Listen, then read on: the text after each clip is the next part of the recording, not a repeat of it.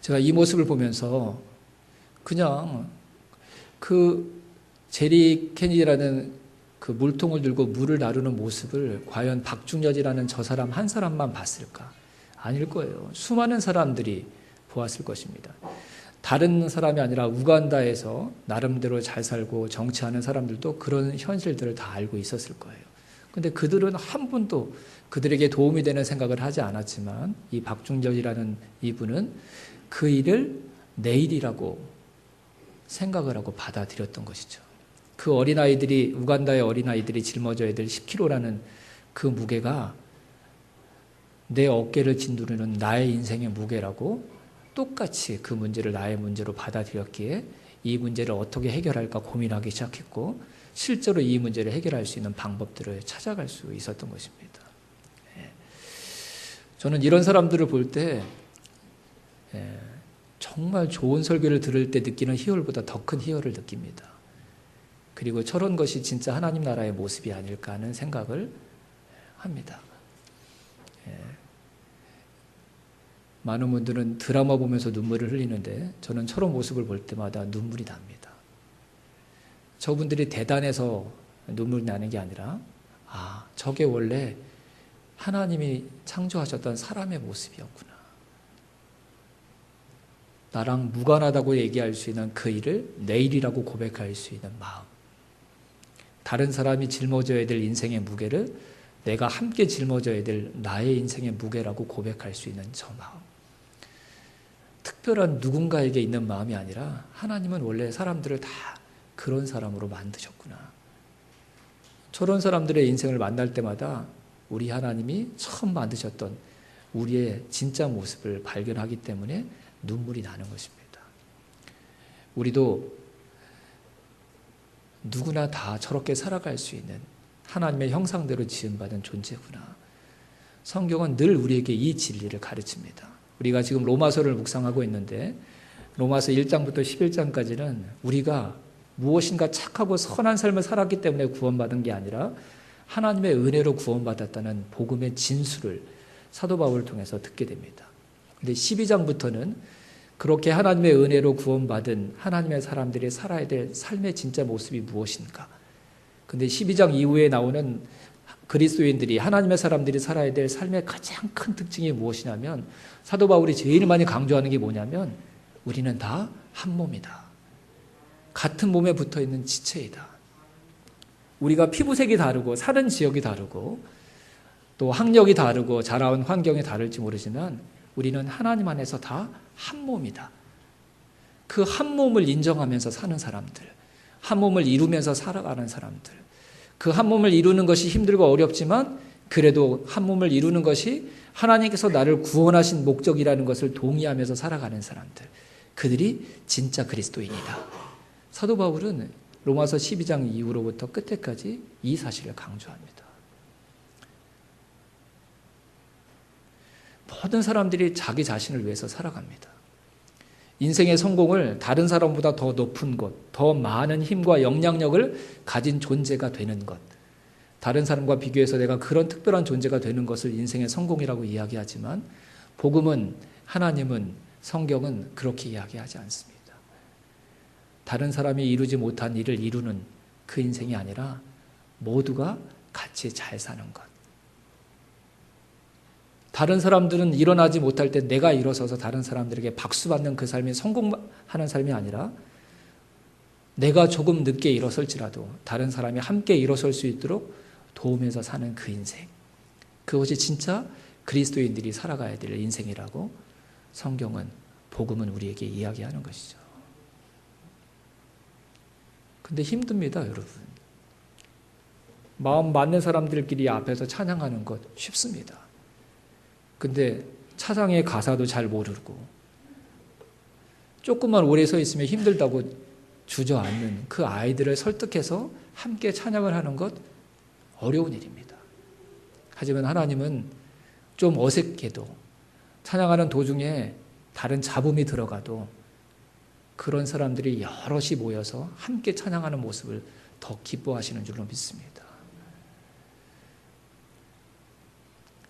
무엇인가 척척 해낼 수 있는 그런 공동체, 언뜻 볼 때는 그런 공동체가 좋을지 모르지만 작은 일 하나를 하려고 하는데도 수많은 사람들의 의견을 조정해야 되고 더 많은 사람들의 이야기를 들어야지만 작은 일 하나를 할 수 있는 그런 공동체. 하지만 그렇게 힘든 과정을 걸쳐야 되지만 그래도 포기하지 않고 함께 어떤 일을 해 나가려고 끝까지 노력하는 공동체. 제가 볼 때는 성경적인 공동체는 그런 공동체입니다. 나랑 생각과 마음이 맞는 사람들이 모여 무엇을 하는 것 어렵지 않습니다. 기쁩니다. 내가 조금 움직여도 나보다 더 많이 움직일 수 있는 사람들이 나를 도와서 어떤 일을 하는 것 어렵지 않습니다. 하지만 나와 다른 사람들, 그래서 다 각자의 생각이 있는데 그 생각들을 오랜 시간 동안 서로 맞추어가면서 조정해가면서 또 때로는 싸워가면서 갈등하면서 그 생각들을 비슷하게 맞춰가면서 무엇인가를 해내려고 끝까지 고민하는 공동체. 혹시 크고 많은 일들을 하지 못했을지라도 그 공동체가 하나님께서 원하시는 공동체라는 것을 우리가 기억해야 될 줄로 믿습니다. 왜 하나님이 저와 여러분들을 구원하셨습니까? 모든 사람이 하나가 될 수 있다는 것을 우리 곁에 있는 사람들에게, 세상 사람들에게, 교회 밖에 있는 사람들에게 보여주라고 하나님이 저와 여러분들을 먼저 구원해 주신 줄로 믿습니다. 그것이 로마서가 우리에게 가르치는 가장 큰 교훈입니다. 하나가 될 수 없는 관계 중에 가장 심각한 관계는 하나님과 바로 우리들이었습니다. 하나님 때문에 지음받고 이 세상에 존재했던 우리였는데 그 하나님을 부인하고 내가 하나님으로 살아갔던, 그래서 도저히 하나님과 하나 될 수 없었던 그 우리를 포기하지 아니하시고 우리의 몸을 입고 이 세상에 하나님이 오셔서 저와 여러분이 지었던 죄와 허물들을 대신해서 십자가에 대신 죽어주심으로 저와 여러분과 다시 한 몸이 되려 하셨던 그 하나님의 은혜가 저와 여러분을 그리스도인으로, 교회 안에 먼저 거할 수 있는 사람으로 우리의 인생을 바꾸어 주셨습니다. 예수님을 믿는다는 건, 신앙생활 한다는 건 하나님 아버지를 닮아가는 것입니다. 우리 하나님은 세 분이신데 한 분으로 존재하시는 삼위일체 하나님이십니다. 어렵게 이해하지 마십시오. 삼위일체라는 하나님의 그 속성이 우리에게 주는 가장 큰 교훈과 도전은 공동체로 하나님은 존재하신다는 것입니다. 저와 여러분 안에 우리의 아버지이신 하나님의 DNA가 있음을 믿으시기를 주님의 이름으로 축원합니다. 우리 나와 다른 사람과 한 몸을 이루면서 살 수 있는 자질과 속성이 우리 가운데 있습니다. 박중렬이라는 이불에게 있는 독특한 인간의 속성이 아니라 하나님의 형상대로 지음받은 우리 모두 안에 여전히 자리 잡고 있는 아름다운 우리 모두의 속성입니다. 하나님을 떠나 살았던 시간이 길었고 내가 왕인 것처럼 군림하면서 살았던 시간들이 너무 많았기에 우리 안에 있는 그 아름다운 속성들이 마치 우리 안에 없는 것처럼 느끼면서 우리가 살아가지만 여러분, 그렇지 않습니다. 제가 아까 그런 영상을 보면서 감동을 받고 도전을 받았던 것처럼 저는 여러분에게도 저런 모습들이 분명히 도전이 되고 감동이 된다고 믿습니다. 왜 그럴까요, 여러분? 우리가 하나님의 자녀이기 때문입니다. 우리 안에 하나로 존재하시는, 공동체로 존재하시는, 나와 다른 사람과 한 몸을 이루고 싶어 하시는 그 사랑을 가지고 계시는 하나님 아버지의 DNA가 우리 모두에게 있기 때문입니다. 여러분, 함께 하려고 노력해야 합니다.